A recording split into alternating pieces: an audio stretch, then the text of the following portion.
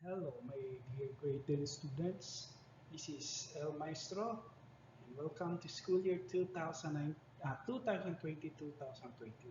Okay, this is the first week sa inyong klase, so we'll be using week 1 of your module. Okay, we'll be discussing sequence. Okay, so andam na mo. So I hope you are now conditioned no, sa inyong new normal studies. Okay, let's proceed. So let's gear up and exercise everything no? After all those lockdowns. Okay? So, basig wala pa mo sa condition. Pa-condition sa ta. Okay. So, I have an activity. All you have to do is know the next figure. Okay? Number 1. You have rectangle. Nakahiga. Another rectangle. Nakatayo. Rectangle na nakahiga. Rectangle na nakatayo. So, you guess what's the next figure? 5, 2, 1. Okay, very good. So the next figure is nakahiga. Okay, next. Nakatayo. Okay? Number 2. You have arrow going to right, arrow up, arrow going to the left, arrow going down. My question is, what do you think is the next figure? Very good. That's the arrow going to the right. And arrow going up, and so on. Okay, next. You have a circle, a star, a circle, and a star. What do you think is the next figure? Very good. So you have a circle and another star and circle and star. So I hope naamoy nakuha with this one because okay. So what have you learned earlier sa atong activity? That is a sequence class. Okay? So this time you state the pattern in the sequence. So you have January, February, March. You have A, A, A, A, A, A, A, A, A, A. Next, you have B, C, D, F, G.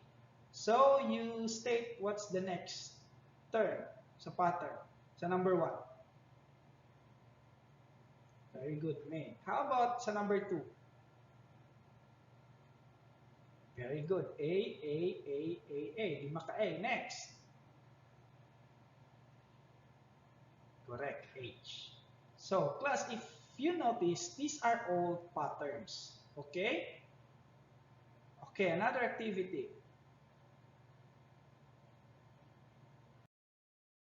Okay, again, you state the pattern.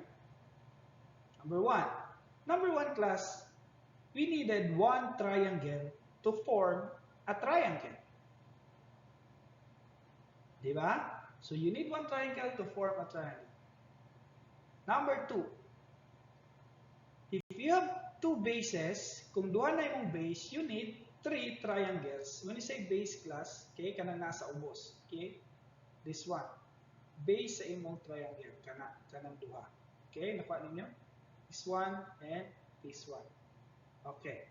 Kung ang imong triangle duha ka base, to form a triangle, pila ka triangle object ang imong kailangan? You need, okay, kung to form a triangle, you need how many triangles? 1, 2, 3. So you need 3 triangles. Next, let's say 3 bases na punta. So when you form a triangle with 3 bases, na ang base niya is a triangle, okay, how many triangles you need? 1, 2, 3, 4, 5, 6. Okay, how about if we have 4 base triangle? Okay, 4 ng base ni mo ka triangle and naka-form kag another triangle. How many object triangle you need? 1, 2, 3, 4, 5, 6, 7, 8, 9, and 10. Akong pangutan na class, how about if we continue this one? 5 bases ang triangle. How many triangles do we need to form another triangle like this? So before na ta mag-answer, let's take a look at the pattern of the sequence. Okay, so this one. In figure, natay figure number, meaning pila ka book o unsa nga figure. So we have figure 1, 2, 3, 4, and 5. Next, number of blocks. Pila ka blocks ang gamiton. So let's have figure number 1. You need 1 block or 1 triangle. Figure number 2. How many triangles you need? 3. Figure number 3. How many triangles? Correct. You need 6. How about 4? Correct. You need 10 triangles. Ang pangutana karon, naa ba mo'y napansin class? Tanawa ang number of blocks or the number of triangles. First, from 1, nahin mo siyang 3. So meaning, nag-add kag 2 sa 1, then the result is 3. Next, nag-add kag 3. Next is nag-add kag 4. My question class, did you see the pattern? So, if we needed a 5 triangle base or sa figure 5 na to, okay, which is 5 bases, okay, or figure number 5, how many triangles do you think we need to form a bigger triangle? So, pila ang imong i-add? Correct. You need to add 5 according sa pattern na nakuha nato. Okay? So, let's check if tama ba, if 15 triangles ba nato kailangan. Okay, check na to ha. Okay, so natay triangle na nabuhat. Let's check if these are 15 triangles. 1, 2, 3, 4, 5, 6, 7, 8, 9, 10, 11, 12, 13, 14, 15. So, tama ang atong pattern. So, kung i-extend pa nato na into 6, kung sa'yo may tabo, pilang kailangan ng triangle? 21.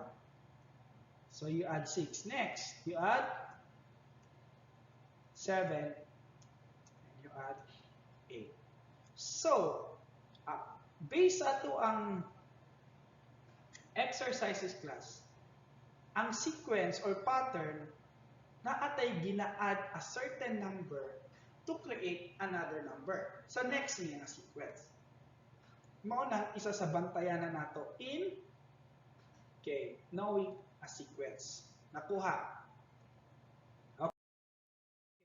So let's define what is a sequence. A sequence is a function whose domain is the set of positive integers. It also means an ordered list of numbers. Okay, kung nakita nato ganina, ordered list of numbers, we have 1, 3, sa to plus, we have 6, 10, okay, so number siya. Next, each number in a sequence is called term. So, kada number nga naa sa imong sequence, ang tawag siya term. Okay? A1 is the first term, A2 is the second term, A3 is the third term, or A sub 4 is the fourth term, and so on and so forth. Okay? Let's have this one. So, from the definition, a sequence of function whose domain is positive, it also means order of numbers. What do you think, class? Is this a sequence of numbers? Order of numbers? Yes. So, meaning, this is a sequence. Next, unsa ingon niya? Each number in the sequence is called term. So, kada number, let's say for example, 5,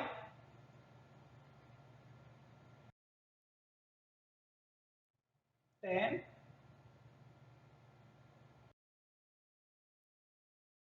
15,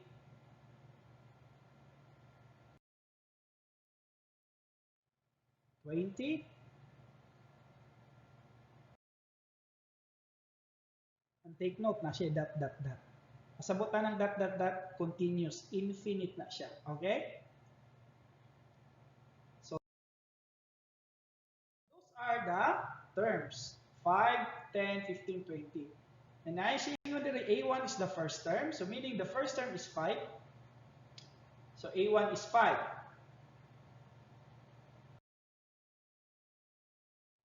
A2 or A sub 2 is the second term. So, that is A2 is equal to 10.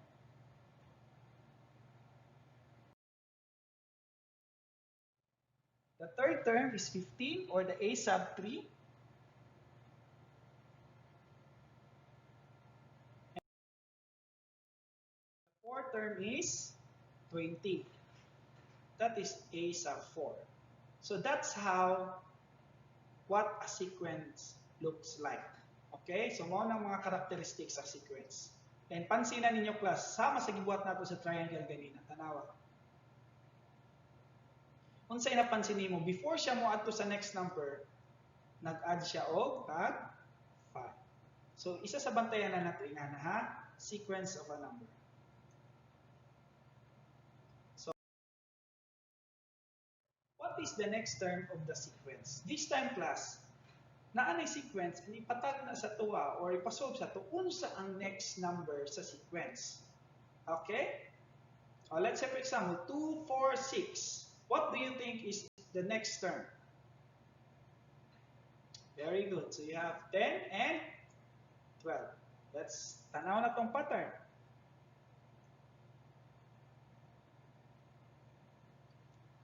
Okay, nag-add siya tag 2. Next, 59, 50, 49, 47, 40, 44. Sige.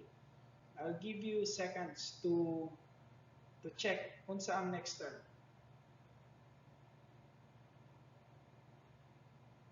Okay, time is up. So 35 and 29. Unsa ka ang common pattern nila?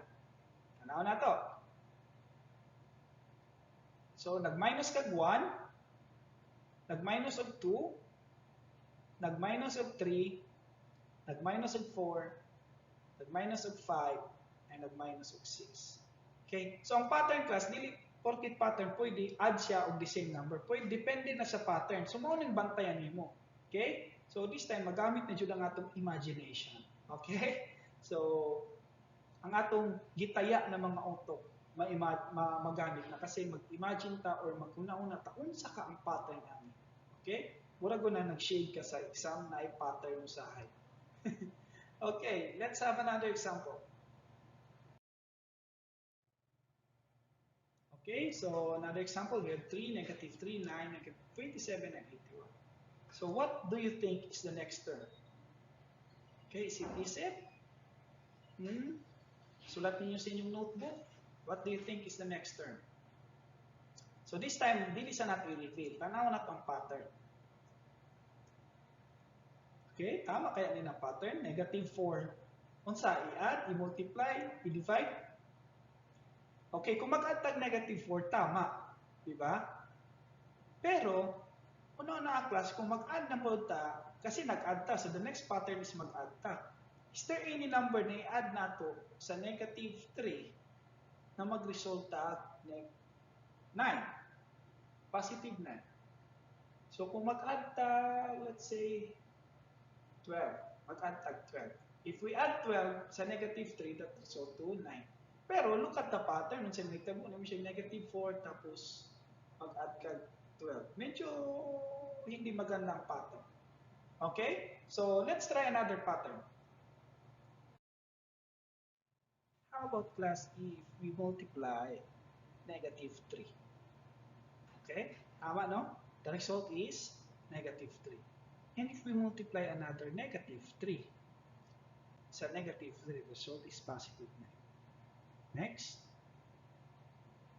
Negative 3. So your pattern class is you multiply negative 3 every number para makuha nimo ang next sequence or the next term sa imong sequence.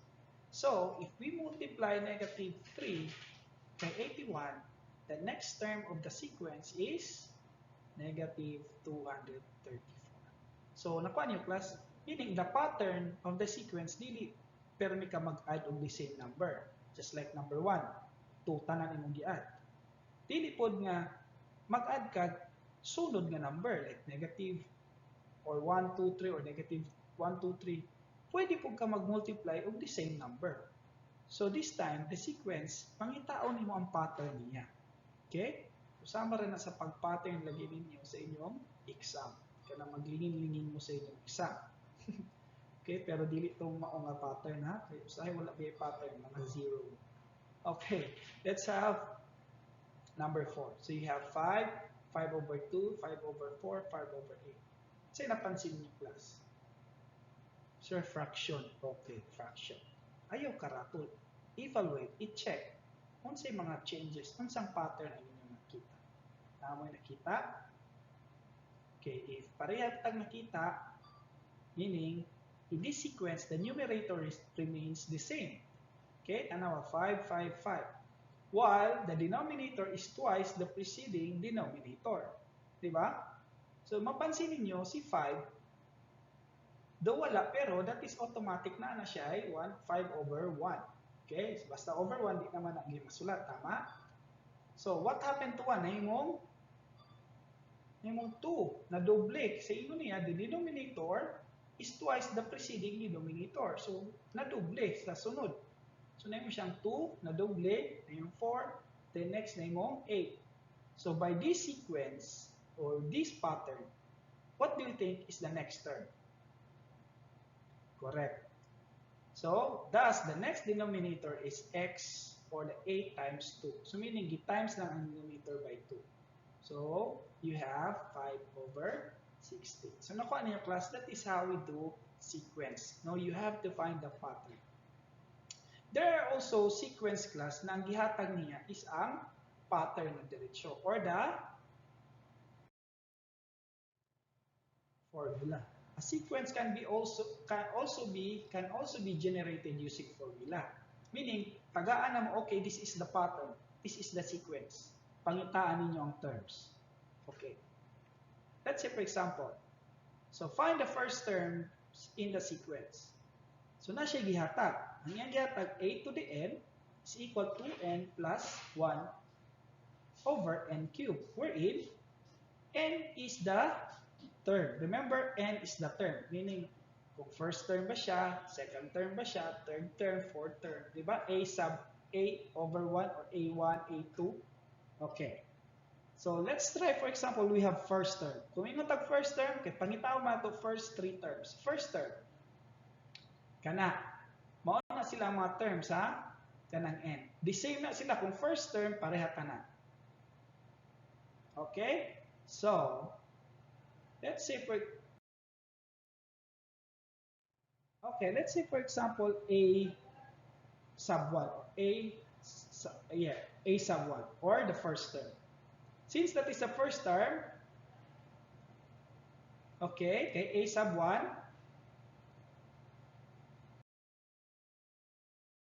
you have to change all n by 1. Ano lang siya class? To find the first term. Okay, sulat lang sa natong given para di mo wala. This is the given. Okay, nahimo na siyang 1 ang mga n because first term na. Okay, so compute. So 2 times 1 is 2 plus 1 over 1 cube. That is 1 times 1 times 1. That is equal to 1. So that is 2 plus 1 is 3 over 1. Or the first term is 3. Okay?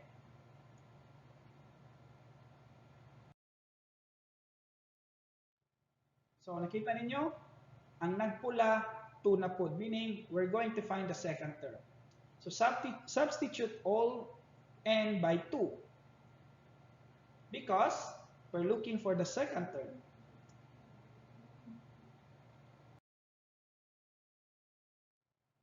What? So, again, compute. 2 times 2 is 4 plus 1.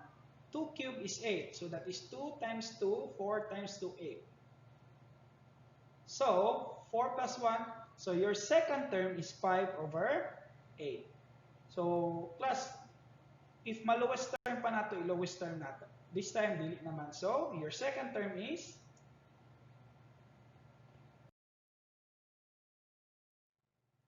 5 over 8. Tanawa sa left side, ang pula 3 na po, meaning we're looking for the third term kasi ang ipangita lang the first 3 terms. Again, unsay buhaton? You substitute n by 3 because third term ang gipangita.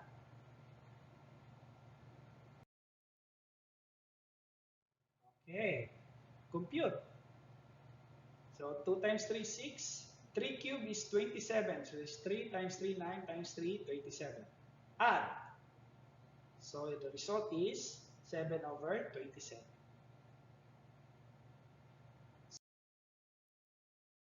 So your third term is 7 over 27. So plus, if we write down now this into sequence, mao na ang result. Okay?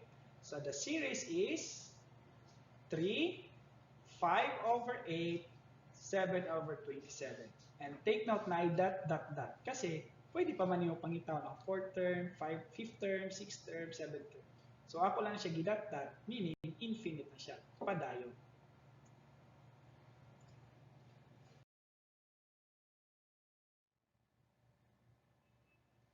Let's have another example class.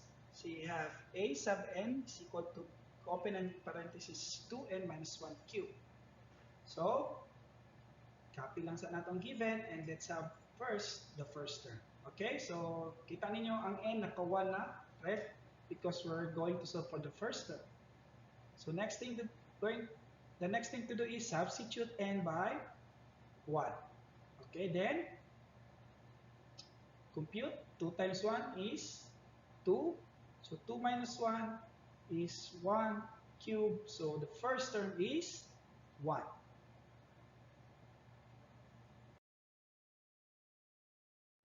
Makita niyo, naka-second term na siya, no? Nasa left side. So we have a sub 2 or the second term. So substitute n by 2. Okay? Next. 2 times 2. So 4 minus 1, 3. So 3 cubed is a squared is equal to, or a sub 2 I mean, is equal to 27. That will be your second term.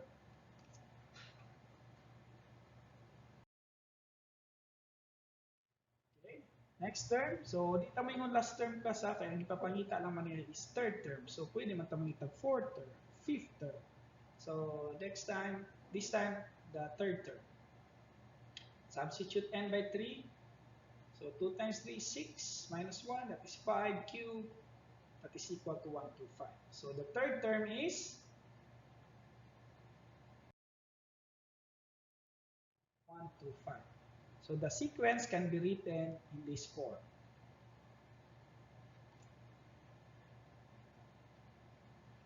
So the sequence is 1, 27, and 1, 2, 5. Ako ang class. So that's how, okay, or that's the way how, that's how we solve sequence when formula is given. So actually, dali lang yun siya class, no? So magmakalimot mo, i-replay lang ang video para ma-remind mo kung yun sa natin. So there are two classification of sequence. Dali lang na siya class. So sequence are classified into two, namely finite or finite sequence and infinite sequence. So finite sequence is a sequence with definite number of terms, while the infinite sequence is a sequence with no definite number of terms. Example. So finite sequence or finite sequence. So we have 1, 2, 3, 4, 5. We have negative 64, negative 49. So tanawan ninyo ang last niya class. Walay dot, dot, dot. So meaning, ang sequence na to, diha lang tama kay 5, ang diha lang tama kay negative 60. Okay? How about in the infinite? So, mapansin ninyo na dot, dot, dot. Okay? Kung kaming sa last, meaning continuous pa siya diha. Hantod, depende sa pila ka time. And this one, though diri walay dot diri class, walay dot, dot, dot diri nga na side, pero here, nakakita diya. So meaning, continuous siya palit. So you have negative 9 or negative something. Going to the negative side sa imong integers. So those are the two classification of asynchronous. Okay, guys, thank you for watching my channel. So this is El Maestro TV. Okay, so if wala pa mo ka-subscribe, please hit the subscribe button and hit the notification bell. So every week, we will have an upload of videos sa inyong mga module. Okay? So guys, again, share it to your friends. Basig naglisod sila, basig makatabang ni na video sila. Tell them na na El Maestro TV who is doing mga uh, math tutorial para sa module for this new normal na class. Again, this is El Maestro, signing off.